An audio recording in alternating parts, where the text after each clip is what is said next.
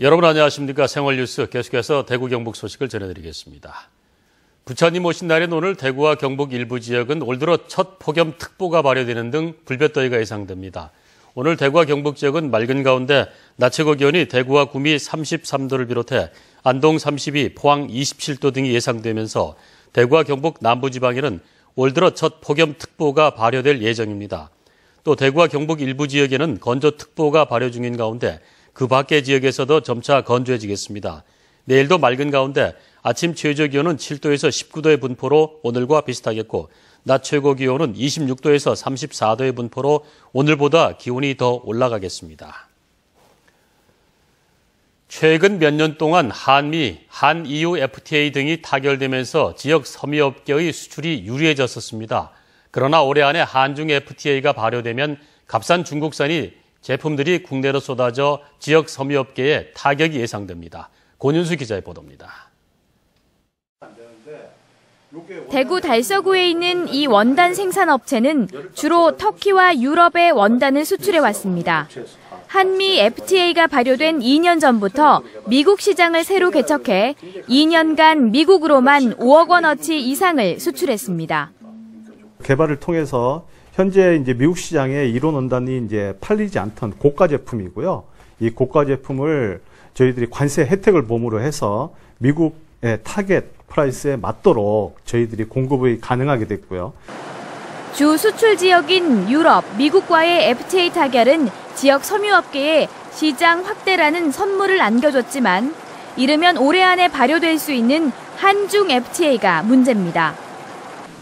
값싼 중국 섬유 제품들이 국내에 몰려올 것이 불보듯 뻔하기 때문에 중국과 경쟁을 피할 수 있는 고가의 섬유 개발이 시급합니다.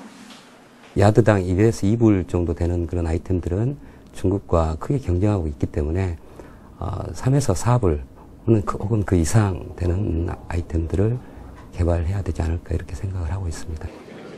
하지만 대구 경북 패션조합은 중국인들이 한국 의류 제품을 선호하기 때문에 한중 FTA 발효가 좋은 기회라 보고 지역 패션 제품 전시 판매장 건립을 추진하고 있습니다. 아직까지 중국에 환류가 남아있고 이제 FTA가 된다는 전제가 되면 관세가 거치기 때문에 한국 브랜드를 수입하고 싶어하고 또 자기네들이 판매도 하고 싶어하고 그런 가능성은 저는 충분하게 있다고 이번에 중국 다녀오면서 생각했습니다. 한중 FTA 발효를 눈앞에 두고 있는 지역 섬유 패션업계. 중국 시장의 정확한 분석과 상대적으로 기술력 우위에 있는 고부가가치 제품 개발이 시급해졌습니다. MBC 뉴스 권윤수입니다. 경제 논리만 앞세운 농어촌 지역 소규모 학교 통폐합이 농어촌을 황폐화시킨다는 논란이 여전한 가운데 소규모 학교 통폐합에 반대하는 내용의 농어촌 교육 특별법이 발의됐습니다. 권영두 기자의 보도입니다. 교육부가 정한 학교 통폐합 기준은 전교생이 60명 이하인 소규모 학교로 경북의 경우 전체 초중학교 절반 정도인 358개교가 그 대상입니다. 지난 2010년부터 2015년까지 5년 동안 통폐합 학교 수는 경북이 61개교로 전국 17개 시도 가운데 전남 다음으로 많습니다. 특히 소규모 학교 비율이 40%로 가장 높은 강원도가 같은 기간 29개 학교만 통폐합한 것과 비교하면 경북 지역 통폐합은 강하게 전방위적으로 추진되고 있는 셈입니다. 농촌의 근간이 흔들릴 정도란 우려가 쏟아지는 이유입니다.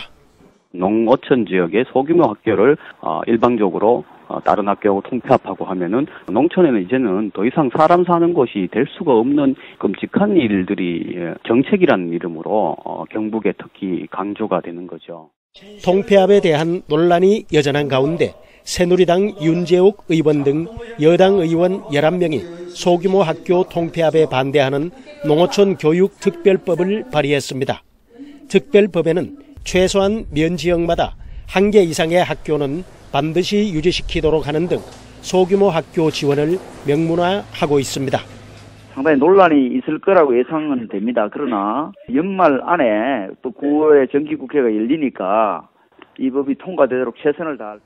지금까지 소규모 학교를 보호하기 위한 법안은 19대 국회 등 야당 의원들에 의해 몇 차례 발의됐지만 본회의 문턱을 넘은 적은 단 한 번도 없습니다. 내년 총선을 앞두고 이번에는 여당 의원들이 발의한 만큼 결과가 달라질지 여부에 관심이 모아지고 있습니다. MBC 뉴스 권영주입니다. 경상북도 농업기술원 상주감시험장은 오는 28일까지 한시적으로 상주감시험장을 개발해 감꽃 체험 행사를 엽니다. 상주감시험장에서 보유한 국내외 감 유전자원은 270억 종으로 이곳에 가면 주변에서 쉽게 접할 수 없는 다양한 감꽃 모양을 볼 수 있고 감꽃으로 목걸이와 팔찌를 만드는 체험 행사에도 참여할 수 있습니다. 정부가 추진하는 신재생에너지 융복합 지원 사업의 지역에서는 포항이 선정됐습니다. 산업통상자원부는 포항에 태양광 40여 군데, 태양열 30여 군데, 그리고 지열 8군데 등을 신설하는데 국비 4억 7천만 원을 지원하는 등 전국 13개 지역에 200억 원을 지원한다고 밝혔습니다.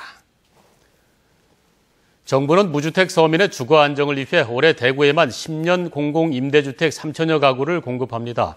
국토교통부는 대구 금호지구에 900여 가구, 대구 신서혁신지구에 800여 가구 등 모두 3천여 가구를 내후년 입주를 목표로 공공임대 리츠 사업을 진행한다고 밝혔습니다.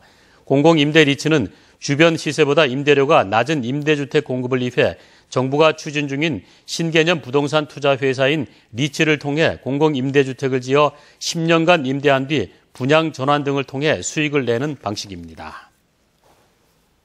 대구지방법원 김천지원 구미시 법원은 매달 셋째 목요일 저녁 7시부터 9시까지 소액 사건을 위한 야간 개정을 합니다.